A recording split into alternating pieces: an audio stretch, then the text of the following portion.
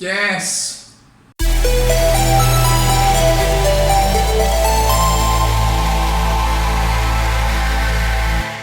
Greetings Wanderer, this is Atlas here and welcome to The Void. Today I'm going to be reacting and breaking down a song called Kulve Taroth from the Monster Hunter World original soundtrack. This is a very special request because it comes from one of my Patreon supporters, and it's Ali Sparks, and she says, "I want a video going over a song from Monster Hunter World, the Kulve Taroth theme music. Her background is she is a dragon who bears the image of the ram with the golden fleece. It's probably an outlier from regular requests, but the game this comes from has a lot of bangers. Thank you for asking for the request." Well, Ali, thank you so much for your request and of course your incredible support. So, again, very new to this particular franchise. I haven't heard anything from this game or any game for that matter, because I believe there's multiple Monster Hunters, right? I've seen some gameplay here and there, but I don't know what the what the game is about or anything like that. So I'm going completely blind into this franchise, but also of course into the music. So looking forward to it. Onward. Okay. Kulve Taroth from Monster Hunter World. Boom.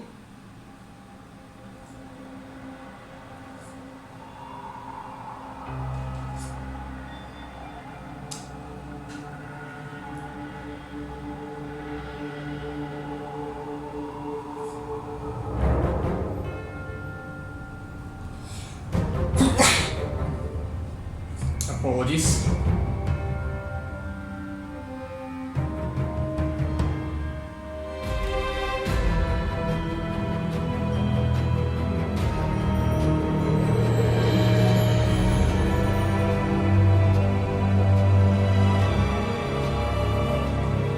Quite a foreboding introduction.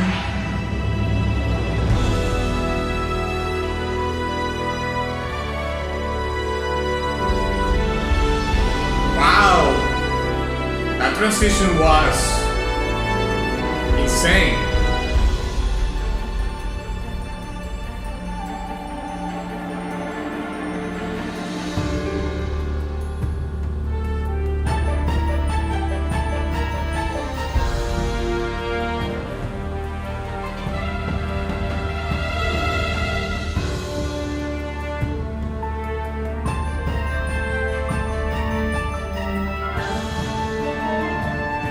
Piano is doing so.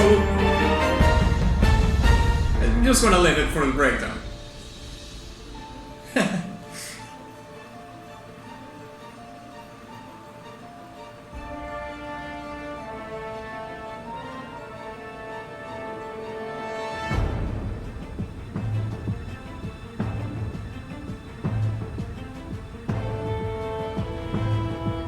That's a drum sample.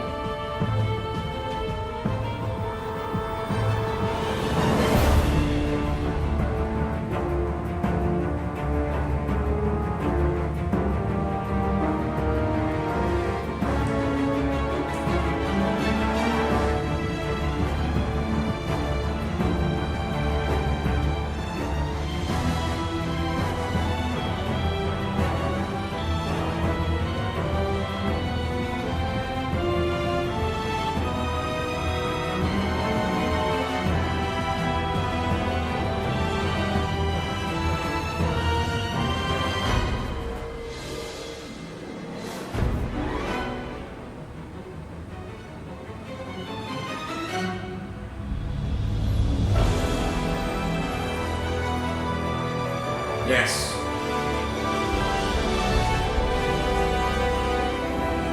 I'm gonna turn up the volume because...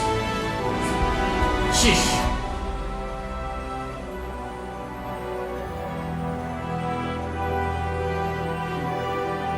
Yes.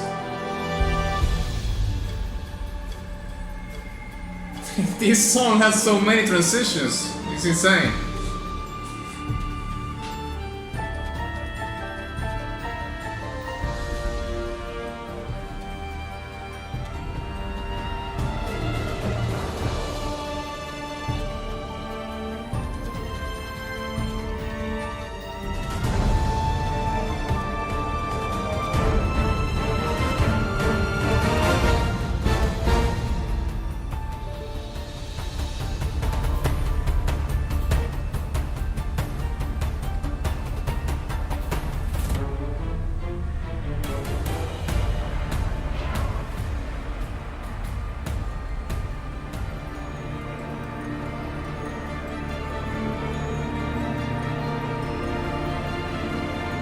Building up.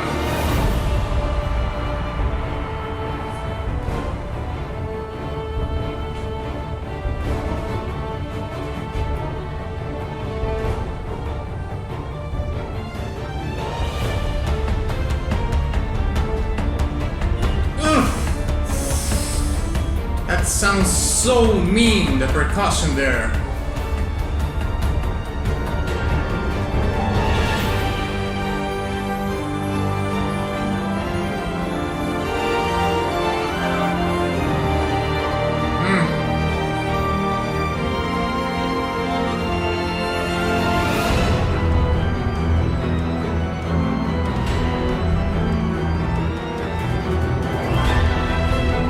Make a song for boating on dark, you have to have an organ there, always.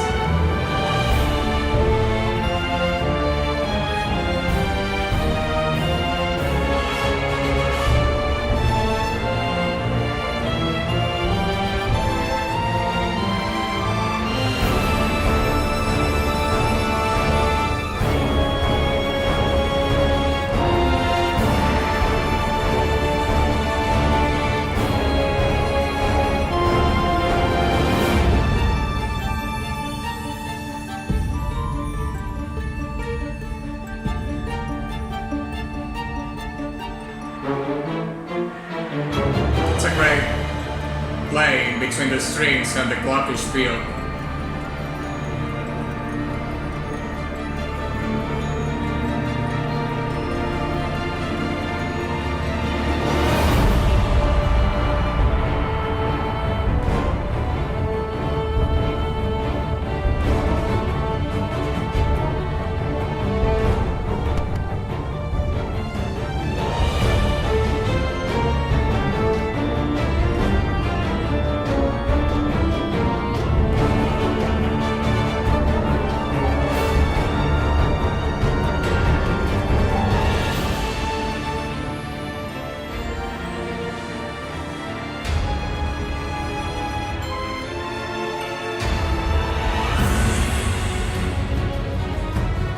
Getting goosebumps.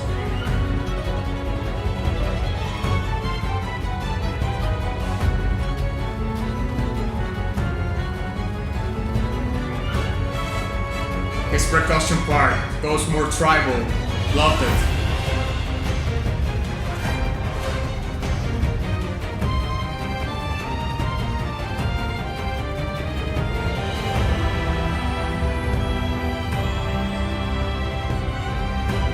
Another transition.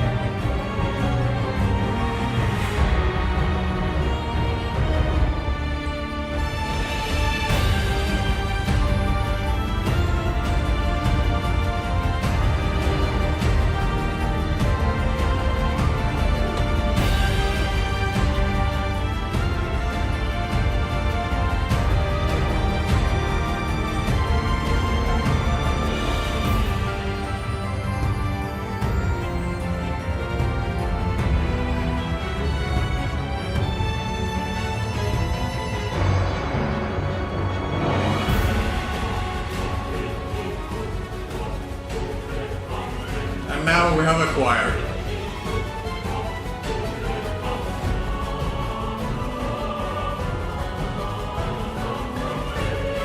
Notice how the percussion changes into a martial thing.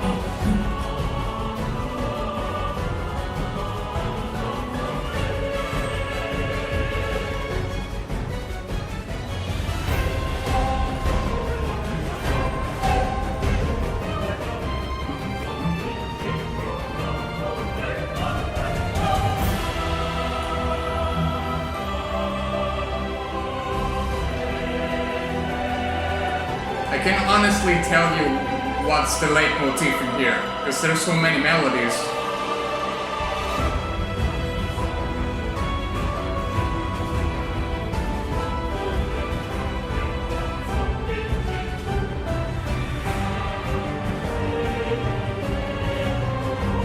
I love the martial feel on the drums, on the percussion.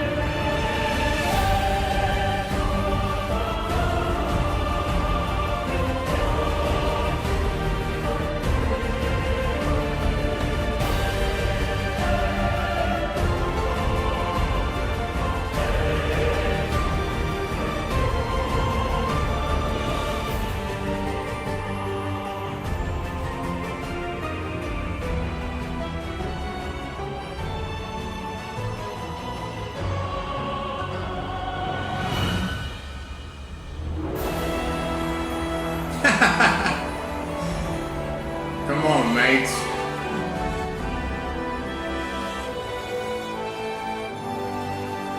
Well, you know the transitions, the amount of transitions comes with the territory, because since this is a medley.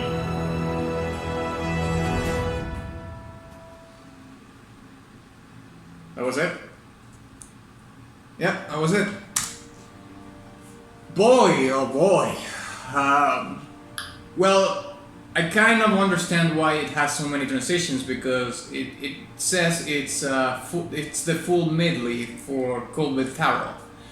So, I mean, if you take this whole thing like a whole song, it's like an all-in song, because it has like everything, you know. It has percussion, it has drums, it has drum samples, it has, I think it even has some synthesizers here and there that are very inconspicuous. Of course, you have your more traditional elements of an orchestra, like the string section, the brass, you know, the glockenspiel, which I think it's part of the percussion section, the timpani, the snare, and so on and so forth. But damn, this song has a lot of things, like so many instruments thrown into the arrangements and the composition, that it makes it like a jack of all trades, you could say. But we're going to be talking more in depth about that in the breakdown, so let's break it down.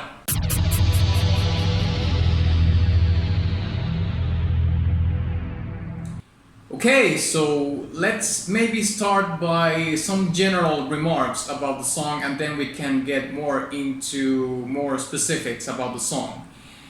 First and foremost, I would say that the term I would use for this particular medley is chameleon, like the word chameleon, because this song shifts to so many things throughout the entire length of the song. You know, it's a song that it's incredibly lush and it evokes so many things. Like when I was listening to the song, I was going through so many things, like visualizing things and imagining things and feeling things. And when that happens with a song, that's a good sign. And we're going to be talking more in depth about those visual things that I was seeing throughout this, throughout the listening of the song. But also, I would like to quote a little bit about what very famous composers. There could be a very much an influence in this song. I would mention first and foremost Hans Zimmer's, because especially at the beginning of the track, not so much at the later parts, but that introduction, that foreboding introduction, and how the composer arranged the instruments, especially the string section, with the the brass section, it sounded so much like, well, of course you have to introduce also the use of the percussion and so on and so forth, but those two elements in particular sound very much influenced by Hans Zimmer's. And I'm going to quote another one, which is Basil Polydorus, which is my favorite contemporary composer of all time. He was very well known by his film scores. There's a little bit of influence from him, to a lesser degree, I would say, in this composition, especially in how the composer uses arpeggios to make transitions in between parts. You know, that specifically is something that you can hear that Basil Polydorus does. Or the way he does it, because it's not like he's the only one that does it, but the way he does it, or he did it, is very much ingrained in the way this composer uses that resource in his or her compositions, because I don't know if it's a man or a woman, but whatever it may be the case, that's a thing that I can hear in the song. Okay, now let's talk about more specific things, and one of them is evoking certain things, certain images, certain events, certain feelings, emotions. And like I was mentioning before, the song, it's like a chameleon to me, but there's two very important elements present in this particular song that I think are very well worth mentioning. One of them is Mesopotamian mythology, and the other one is Norse mythology. Two of them, and very, very, very important, the first one, the Mesopotamian mythology. Now, you would say, why Atlas is talking about these mythologies, because this is a video game, what does this video game have to do with that? I've mentioned this before, but I'm a self-taught musician, and I didn't go to music school, and I had to develop a way to understand music, or to read it, quote unquote, not in the academic sense, through my experiences in life and my knowledge of all the things that I know, to interpret the music in that way and read it that way. So I interpret the music and read the music through events, through history, through emotions, through ideas, so on and so forth, right? When I'm talking about mythologies, is the actual thing that I can visualize and kind of evokes, or the thing that the song evoked for me, because there's these parts which could be very much be leitmotifs in the game, but these melodies that evoke this Middle Eastern feel, and the other one that evokes this Northern Norse kind of atmosphere. Now let's dive a little bit further into the Mesopotamian mythology and why I'm quoting this in the breakdown of the song. And the reason is because, there's this goddess, this Mesopotamian goddess called Tiamat. And Tiamat was depicted as a dragon, essentially. I believe it was sometimes depicted as a serpent, but I think mainly it is depicted as a dragon. Now, Ali mentioned that this medley is about a dragon that is in the game. Spoiler alert, by the way, because I saw some of the images in the video. But you compare that image of that dragon to the depiction of Tiamat in her most memorable or popular depictions of her, and you could see very much similarities in between two of them, in between the two of them, apologies. And the fact that it also talks about the golden fleece, that's very much a Greek mythology thing, but if you, like I was mentioning before, that since the song is a chameleon of things, you can mix and match whatever you want. So you have that Mesopotamian mythology thing with that Greek mythology imbued into it, but more towards the Lord, not so much in what you hear. But also the dragon has these golden features that talk about royalty and high power and so on and so forth. So Tiamat, which is related to the Mesopotamian pantheon of gods, it's present not only in what I could visualize here in the track, but also how that translates into the, or maybe potentially could translate what the game is about.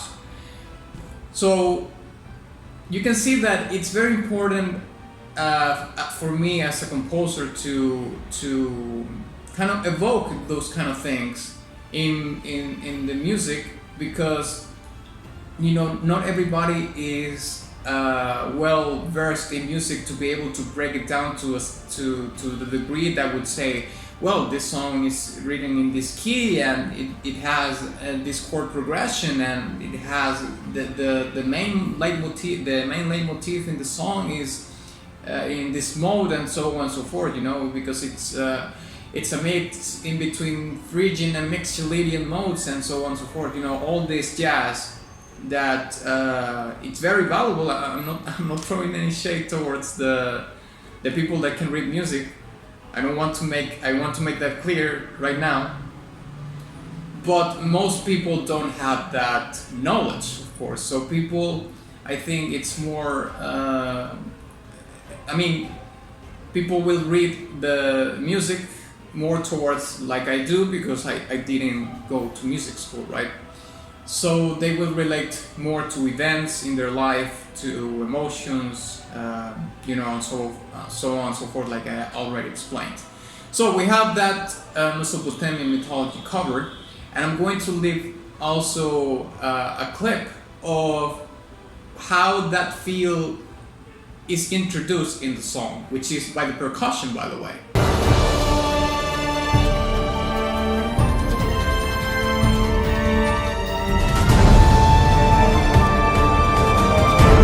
Now we have this Norse mythology image that is not introduced in this case by the percussion, but by the melody that you hear.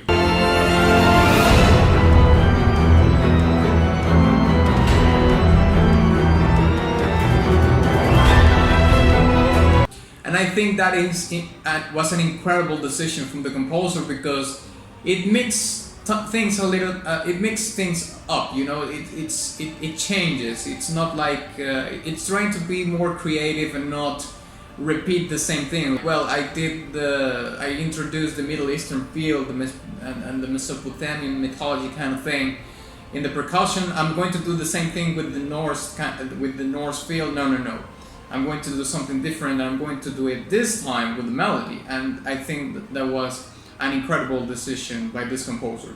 And the good thing is that nowadays in pop culture, Norse mythology is becoming more and more present because, thanks to, for example, the Marvel universe, with Thor and so on and so forth, people is getting to know these characters better from Norse mythology, although, of course, due to creative liberties, it's not portrayed like exactly the historical figure that they are, but certainly it gives like a glimpse for the public, for the general public, to maybe dig a little bit further into Norse mythology. And also we have shows like Vikings, and I read last year I saw Netflix a show called Barbarians, which is it's only one season, and it's about Arminius, the treason of Arminius, a historical event about the Germanic tribes defeating